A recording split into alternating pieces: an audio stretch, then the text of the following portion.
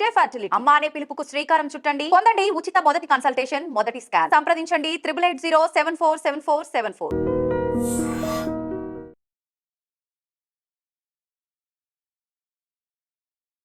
నమస్తే, welcome back to iDream media. నేను మీ ఝాన్సీ.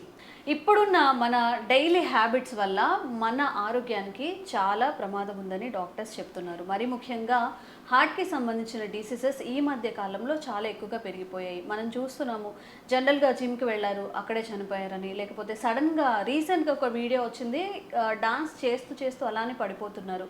ఈ సివియర్ హార్ట్ అటాక్స్ అనేవి ఎందుకు వస్తున్నాయి? అప్పటి వరకు హెల్దీగా ఉండి వెంటనే చనిపోవడం, అకస్మాత్తుగా చనిపోవడం ఇలాంటివి కూడా జరుగుతున్నాయి. కాబట్టి హార్ట్ గురించిన హెల్త్ కేర్ మనం ఎలా తీసుకోవాలి, ఎలా ఉంటే మన గుండె పదిలంగా ఉంటుంది, ఈ విషయాలని తెలుసుకుందాం. ప్రస్తుతం మనం జనరల్ ఫిజిషియన్ శివరామకృష్ణ గారి దగ్గర ఉన్నాము, ఫ్రమ్ విరించి హాస్పిటల్ నుంచి.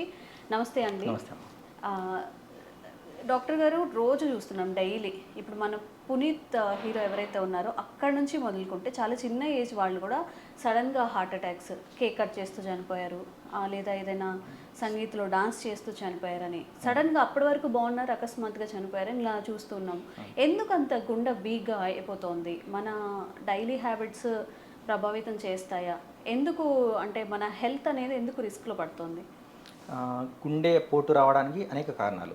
సో దాంట్లో స్ట్రెస్ అనేది చాలా important. Stress A kind of stress అంటే ఎక్కువ మెంటల్ స్ట్రెస్ ఉంటుంది కదా, వర్క్ స్ట్రెస్, మెంటల్ స్ట్రెస్, నిద్రలేమి, ఆహార అలవాట్లు, మనకు ఉండే జబ్బులు లైక్ షుగర్ బీపీ వల్ల కూడా హార్ట్ అటాక్స్ షుగర్ బీపీ వల్లనే వచ్చాయి. షుగర్ బీపీ వల్లనే వస్తాయి. మనకు గుండెపోటు రావడానికి మోర్ దెన్ 90% ఆఫ్ ది కాజెస్లో షుగర్ బీపీ ఎక్కువ ఉంటాయి. అంటే షుగర్ బీపీ ఏంటంటే సైలెంట్ కిల్లర్స్. అవి ఒక్కసారి బాడీలో వచ్చాయంటే దానివల్ల మార్పులు క్రమక్రమంగా జరుగుతూ ఉంటాయి. స్లో పాయిజన్ లాగా. సో మనకు కొవ్వు పదార్థాలు జమ అవ్వకపోవడము, రక్తనాళాల్లో పేరుకుపోవడము, రక్తనాళాలు స్టిఫ్ అయిపోవడము, ఇలాంటివి జరుగుతుంటాయి షుగర్ బీపీ కంట్రోల్ లేకపోతే. సో షుగర్ బీపీ ఉన్న వాళ్ళకి హార్ట్ అటాక్స్ వచ్చే ఛాన్సెస్ ఎక్కువగా ఉంటాయి. అందుకే చూడండి, మనం ప్రీవియస్ జనరేషన్స్ చూస్తున్నప్పుడు 45-50 దాటిన తర్వాతనే గుండెపోటు వచ్చేది. ఇప్పుడు యంగర్ జనరేషన్స్లో కూడా వస్తుంది. అయితే ఈ మధ్యకాలంలో యంగర్ జనరేషన్స్లో కూడా చాలా మందికి బీపీ షుగర్ స్టార్ట్ అయిపోతున్నాయి. 20-30 మధ్యలో కూడా చాలా మందికి బీపీ షుగర్ వచ్చేస్తుంది. కంట్రోల్లో పెట్టుకోండి అంటే ఈ ఏజ్లో రావడం ఏంటి అని చెప్పి క్వశ్చన్ చేస్తున్నారు, మందులు వాడకుండా నెగ్లెక్ట్ చేస్తున్నారు. సో అలా చేయడం వల్ల కూడా అదొకటి కారణం.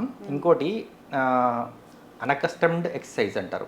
అంటే మనకు అలవాటు లేని ఎక్సర్సైజ్, సడన్గా ఇప్పటివరకు ఎక్సర్సైజ్ చేయకుండా సడన్గా జిమ్కి వెళ్ళిపోయి వెయిట్స్ ఎత్తేసి తొందరగా బాడీ కండాలు పెంచేయాలి అని అలా చేయడం, హెవీ వర్కౌట్స్ చేయడం, అట్లాంటివి సడన్గా చేసేస్తే కూడా గుండె మీద ప్రెషర్ పడుతుంది. అలవాటు లేని పనులు, అలవాటు లేని ఎక్సర్సైజ్లు తీవ్రంగా చేస్తే కూడా వచ్చే అవకాశం ఉంటుంది. అలా చేసి చనిపోయిన వాళ్ళు చాలా మంది ఉన్నారు. అలా చేసి నడుములో డిస్క్ ప్రాబ్లం వచ్చిన వాళ్ళు కూడా చాలా మంది ఉన్నారు, వెయిట్ లిఫ్టింగ్ చేసి. చూస్తూ ఉంటాం మనం వీడియోస్ లో కూడా, అప్పటికి మజిల్స్ విరిగిపోవడం కానివ్వండి, బాగా స్ట్రెంథనింగ్ చేయడం వల్ల. ఇంకా food is also important heart కోసం సంబంధించి. ఆయిలీ ఫుడ్ ఎక్కువ తినడము, హెల్తీ డైట్ తీసుకోకపోవడం, చీజ్, ఆయిల్ ఇట్లాంటివి ఎక్కువ తీసుకోవడము, లేకపోతే షుగర్ కంటెంట్ ఎక్కువ తీసుకోవడం, వీటి వల్ల ఏమవుతుందంటే కొవ్వు పదార్థాలు బాడీలో తయారవుతాయి, పేరుకుపోతాయి. అవి రక్తనాళాల్లో పేరుకుపోయి కొలెస్ట్రాల్ లెవెల్స్ పెంచేసి ఎప్పుడో ఒకసారి సడన్గా బీపీ పెరిగిపోవడం వల్లనో, లేకపోతే ఏదైనా స్ట్రెస్కి లోనైనప్పుడు మాత్రం ఆ ప్లేక్స్ అనేవి రప్చర్ అవ్వడము, హార్ట్ అటాక్స్ రావడం అలాంటివి జరుగుతాయి. సో ఇవన్నీ కారణాలు. సో ఫుడ్ అనేది జాగ్రత్తగా తీసుకోవాలి. హార్ట్కి సంబంధించినంత వరకు హెల్తీ హార్ట్ ఫుడ్స్ అని కూడా ఉన్నాయి. అంటే కొన్ని పదార్థాలు ఉంటాయి, లైక్ లైకోపీన్, రెస్వెరట్రాల్ అని ఉంటాయి. సో అవి హార్ట్ హెల్తీ ఇంగ్రీడియంట్స్ అంటాం. సో అట్లాంటి అవి ఎక్కువగా ఉన్న ఫుడ్స్ తీసుకుంటే బెటర్. చాలా ఫుడ్స్ ఉంటాయి, టొమాటోస్లో ఉంటాయి లైకోపిన్ అనేది, టొమాటోస్లో ఉంటాయి. తర్వాత నట్స్లో ఉంటాయి, ఆల్మండ్స్ వీటిలో ఉంటాయి. తర్వాత ఆకుకూరలు, పాలకూరలో ఉంటాయి. ఆలివ్ ఆయిల్ తీసుకుంటే కూడా హార్ట్ హెల్తీయే. తర్వాత ఫిష్, సాల్మన్ ఫిష్లో కూడా ఉంటుంది. తర్వాత ఫ్లాక్ సీడ్స్ అంటాం, వాటిలో కూడా ఉంటాయి. సో ఇవన్నీ హార్ట్ హెల్తీ ఫుడ్స్. ఇవి ఎక్కువ మొత్తాలు తీసుకోవడం, రెగ్యులర్గా తీసుకుంటే బెనిఫిట్స్ ఉంటాయి. ప్లస్ బెర్రీస్ అంటాము, బ్లూబెర్రీస్, స్ట్రాబెర్రీస్ వీటిలో కూడా ఉంటాయి. బెర్రీస్ ఫ్రూట్స్లో చాలా ఉంటాయి. సో ఫ్రూట్స్ కూడా రెగ్యులర్గా తీసుకోవాలి. కాకపోతే వీటిలో ఉన్నాయి అని చెప్పేసి అవి ఎక్కువ మోతాదులో తీసుకోవడం, అన్లిమిటెడ్గా తీసుకోవడం చేస్తే కూడా షుగర్ పెరిగిపోయే ఛాన్స్ ఎక్కువ ఉంటుంది. స్వీట్స్, షుగర్ ఉన్న వాళ్ళు ఏదైనా లిమిటెడ్ తీసుకోవాలి, మోడరేషన్. జనరల్గా ఏ డిసీజ్ వచ్చినా కానీ అప్పటికప్పుడు ఇప్పుడు షుగర్ బీపీ కానీ ఇలాంటివన్నీ ముందే మన బాడీ మనకి సిగ్నల్ ఇస్తుంది సమ్ ఏదో జరుగుతుంది బాడీలోని. అట్లా హార్ట్ డిసీజెస్ వచ్చే టైంలో కూడా మన బాడీ అలాంటి ఇండికేషన్స్ ఏమైనా ఇస్తుందా? ఇస్తుంది. చెస్ట్లో కొంచెం ఒక టైప్ ఆఫ్ డిస్కంఫర్ట్ స్టార్ట్ అవ్వచ్చు. చెస్ట్ డిస్కంఫర్ట్ అంటాము. ఛాతీలో ఏదో బరువు పెట్టినట్టు అనిపించవచ్చు. కొంచెం చిన్న పని చేసినా కానీ చెమటలు పెట్టేయడము, తొందరగా అలసిపోవడము. ఇదివరకు మీరు ఒక స్టేర్స్ ఎక్కారనుకోండి, ఒక అంతస్తు మెట్లు ఎక్కారనుకోండి, ఆయాసం వచ్చేది కాదు. కానీ ఇప్పుడు ఒక అంతస్తు ఎక్కాగానే ఆయాసం వచ్చేస్తుంది, ఆ ఆయాసం తగ్గట్లేదు అని అంటే అప్పుడు దానికి గుండె సంబంధించిన జబ్బు స్టార్ట్ అయిందని అర్థం. తర్వాత చిన్న పని చేసినా కానీ ఇదివరకు ఇప్పుడు ఏం అలసట రాలేదు, ఇప్పుడు అదే పని చేస్తుంటే అలసట తొందరగా వస్తుంది, ఆయాసం ఎక్కువ వస్తుంది, గుండె దడ గుండె దడగా తెలుస్తుంది, భయంగా అనిపిస్తుంది, మనకు అది తగ్గట్లేదు. విత్ ఇన్ 2-3 మినిట్స్ ఇప్పుడు ఎవరైనా కానీ 2 అంతస్తులు ఎక్కితే ఖచ్చితంగా ఆయాసం వస్తుంది, అలవాటు లేని వాళ్ళు. 2 అంతస్తులు ఎక్కిన తర్వాత ఆయాసం వచ్చేది ఎంతసేపట్లో తగ్గుతుంది. విత్ ఇన్ 1 to 2 మినిట్స్లో తగ్గిపోయింది అనుకోండి, నార్మల్. అదే 5 minutes 10 minutes వరకు కూడా ఆయాసం వస్తుంది, 5 minutes 10 minutes వరకు కూడా పాల్పిటేషన్స్ అంటారు, అంటే గుండె దడ తెలుస్తుంది, లేకపోతే గుండెలో బరువుగా అనిపిస్తుంది, ఇలాంటి సిమ్టమ్స్ ఉన్నాయంటే గుండె సంబంధించిన లక్షణాలు అనుకోవచ్చు. సో అలాంటప్పుడు ఖచ్చితంగా దానికి సంబంధించిన టెస్ట్లు చేయించుకోవాలి. ఈసీజీ 2D ఈకో అంటారు. సంబంధించిన జనరల్ ఫిజిషియన్ కానీ కార్డియాలజిస్ట్ కానీ సంప్రదిస్తే వాళ్ళు చెప్తారు. ఓకే. సో కరోనా తర్వాత చాలా మందిలో ఆరోగ్యం చాలా దెబ్బతినింది అని చెప్తూ ఉంటారు. ఒకవేళ వ్యాక్సిన్స్ వేయించుకోవడం వల్ల కానీ, కరోనా 2 times రావడం లేదా 1 time రావడం వల్ల కానీ ఈ రిస్క్స్ పెరిగిన అవకాశాలు ఉన్నాయంటారు? ఉన్నాయండి. కరోనా వైరస్ వల్లనే చాలా రిస్క్ పెరిగింది. కరోనా రిస్క్ వచ్చిన తర్వాత థ్రోంబోసిస్ అంటారు, థ్రోంబోటిక్ పొటెన్షియల్ అంటారు. సో బాడీలో రక్తం గడ్డగట్టే ప్రక్రియ థ్రోంబోసిస్ అంటే. ఈ ప్రక్రియ అనేది కొంచెం యాక్టివేట్ అయింది. సో ఈజీ థ్రోంబోటిక్ పొటెన్షియల్ ఎక్కువ అయిపోయింది. సో హార్ట్ అటాక్స్ వచ్చిన వాళ్ళలో చాలామంది కరోనా బాధితులే ఉన్నారు. తర్వాత కొంతమందిలో కరోనా రాకుండా కూడా వ్యాక్సిన్ తీసుకున్న వాళ్ళలో కూడా వచ్చింది. కొన్ని రకాల వ్యాక్సిన్స్ కూడా కొంతమందికి పడవు. అయితే వ్యాక్సిన్ హార్మ్ఫుల్ అని చెప్పడం, వ్యాక్సిన్ తీసుకోకూడదు అనడం కరెక్ట్ కాదు. ఆ టైంలో అప్పుడున్న సివియారిటీకి కంపల్సరీ వ్యాక్సిన్ తీసుకోవాల్సిందే. ఆ టైంలో వ్యాక్సిన్ అనేది మనకు ఇండియాని కాపాడింది అంటే వ్యాక్సిన్ ఒకటే. కరోనా నుంచి మొత్తం ఇండియాని కాపాడింది అంటే వ్యాక్సినే. సో అది తీసుకోవడం వల్ల మనకు బెనిఫిట్స్ ఎక్కువ ఉన్నాయి, చాలా ఎక్కువ ఉన్నాయి హాని కంటే. సో కాబట్టి వ్యాక్సిన్ అనేది కంపల్సరీ. అది ఎవరిలో ఒకరిలో కొంతమందిలో మాత్రమే సో దుష్ప్రభావం చూపించింది, హార్ట్ అటాక్స్ అలాంటివి వచ్చాయి. అంతే తప్ప వ్యాక్సిన్స్ కంపల్సరీ దీన్ని ఇదే కారణం అనుకోవడానికి కరెక్ట్ కాదు. మనం ఇందాక చెప్పుకున్నట్టుగానే సిమ్టమ్స్ అని చెప్పుకున్నాం. అంటే అన్ని వ్యాధుల్లాగానే హార్ట్ అటాక్ వచ్చేటప్పుడు కూడా సమ్ సిగ్నల్స్ అయితే వస్తాయి మన బ్రెయిన్ నుంచి కానివ్వండి, హార్ట్ నుంచి కానివ్వండి. అవి ఎలా డిటెక్ట్ చేయాలి? ఇప్పుడు సర్జరీస్ అవంతా వెళ్లకుండా నార్మల్ మెడికేషన్తో మనం ఈ రిస్క్ని తగ్గించుకునే అవకాశం ఉందా? అంటే మనకు గుండె ప్రాబ్లం వచ్చింది అని అంటే సిమ్టమ్స్ కొంచెం తెలుస్తుంటాయి కదా, చెప్పినట్టు కొంచెం పెయిన్నెస్ కూడా వస్తుంది. అంటే తల తిరిగినట్టు ఈజీగా, కొంచెం మెట్లెక్కినా కొంచెం పని చేసినా కానీ తల తిరిగినట్టు, లేకపోతే కాళ్ళు వాపులు రావడము, ఛాతీలో నొప్పి, బరువుగా ఉండడము, ఆయాసము, గుండె దడ, ఇవన్నీ కామన్ సిమ్టమ్స్, హార్ట్ సంబంధించిన సిమ్టమ్స్. ఇలాంటివి వస్తున్నాయి అంటే కొన్ని టెస్ట్లు చేయించుకోవాలి. సో టెస్ట్ చేసుకుంటే ఇప్పుడు ఈసీజీ చేయించాము. ఈసీజీ చేస్తే హార్ట్ అటాక్ ఉందంటే క్లియర్గా తెలిసిపోతుంది. ఈసీజీలో మోర్ దెన్ 90 to 95% పేషెంట్స్లో తెలిసిపోతుంది. కొంతమందిలో తెలియదు.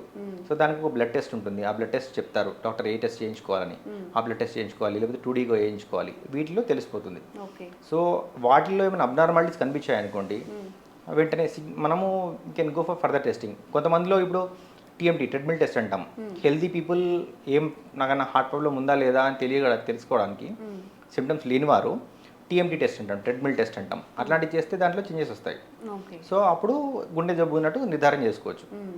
అయితే ఈ గుండె జబ్బు ఎంత తీవ్రంగా ఉంది, దానికి మందులు వాడాలా, లేకపోతే ఈ సర్జికల్ ప్రొసీజర్స్ కానీ స్టెంట్ వేసే ప్రక్రియలు అట్లాంటివి చేయొచ్చా అని తెలుసుకోవడానికి యాంజియోగ్రామ్ అనేది చేయాలి. యాంజియోగ్రామ్లో 2 types ఉంటాయి. సిటీ కరోనరీ యాంజియో అని ఉంటుంది, కన్వెన్షనల్ యాంజియోగ్రామ్ అని ఉంటుంది.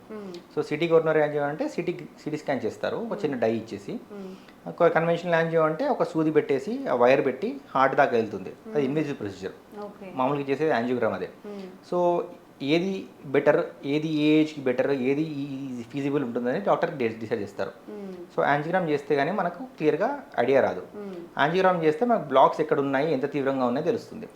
ఏ లెవెల్లో బ్లాక్స్ ఉన్నాయి అనే దాన్ని బట్టి, బ్లాక్స్ ఉన్నాయా లేవా, ఉంటే ఎంత తీవ్రంగా ఉన్న దాన్ని బట్టి మందులు వాడాలా, స్టెంట్ వేయాలా, లేకపోతే బైపాస్ సర్జరీ చేయాలా అనేది క్లియర్గా డిసైడ్ అవుతుంది. ఓకే.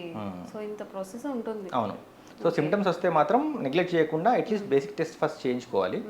చేయించుకున్న తర్వాత దానికి సంబంధించిన ఫర్దర్ ప్రొసీడింగ్స్ చేయాలా వద్దా అనేది డాక్టర్ డిసైడ్ చేస్తారు. Okay, prevention is better than cure అన్నట్టుగా ముందుగా కొంచెం మనకి సిమ్టమ్స్ అనిపించినప్పుడే వెంటనే ఈవెన్ అది కాకపోయినా కానీ మేబీ హార్ట్ అటాక్ సిమ్టమ్స్ అందరిలో రాకపోవచ్చు, బట్ ఒక్కసారి టెస్ట్ చేయించుకుంటే మేజర్ మనకి ఏదైతే డిసడ్వాంటేజ్ జరుగుతాయో దాని నుంచి తప్పించుకోవచ్చు.